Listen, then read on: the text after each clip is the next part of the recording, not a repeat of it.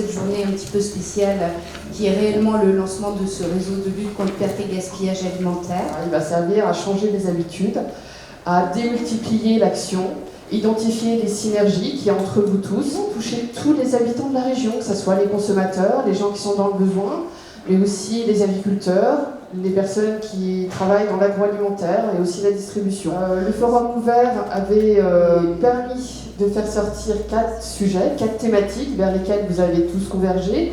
Donc vous avez discuté pendant 25 minutes. Au bout de 25 minutes, vous allez entendre une petite cloche. Donc vous allez changer de table. Vous allez vous retrouver sur une autre table avec une autre question, donc une autre couleur.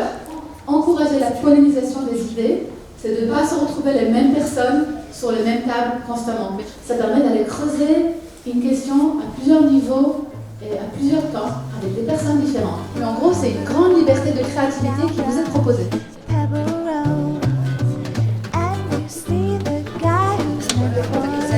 Une espèce de rallye, voilà, qui se rapprocher.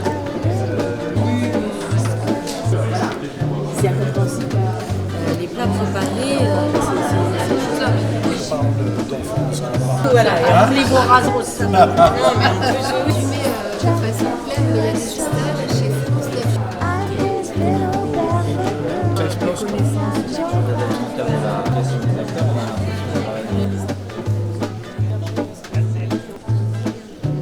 On peut pas. On est dans l'urgence. Hôtes de table, rendez-vous à la prochaine école. À 16h, les hôtes de table vont se retrouver ensemble pour faire une synthèse, pour présenter à l'ensemble des participants les résultats et les réflexions de cette discussion. Enfin, l'action numéro 1, ça serait de faire un vade-mecum de tout ce qui existe et puis favoriser l'organisation de rencontres et d'échanges de bonnes pratiques. Alors l'action numéro 2, c'est d'identifier les problématiques non résolues que rencontrent les différents acteurs et les prioriser collectivement. Des collèges de 4 familles, une délégation de service public, un gros point d'intérêt public, des partenariats typiques de partenariats publics-privés et des principes qui sont ressortis assez régulièrement de collégialité, de coopération, de transversalité. La prise de décision devait quand même venir de la base, donc du réseau. La première chose, c'est l'idée quand même d'avoir un engagement par adhésion. Alors l'adhésion voulant dire quand même une petite participation financière. On peut avoir différents niveaux d'engagement selon la structure. Au niveau des attentes, on a essayé de classer ça en 5 catégories. Des attentes, c'était de connaître et se connaître. Un outil informatique capable d'avoir tous les contacts disponibles précisément, mais aussi pouvoir partager autant. Les actions, on peut néanmoins les scinder en deux. Celles qui auront lieu le 16 octobre et celles qui seront inscrites sur la durée avec un lancement ce jour-là. Par exemple, avec des grandes affiches qu'on pourrait afficher dans des lieux publics qui montreraient des chiffres assez marquants, assez choquants du gaspillage alimentaire.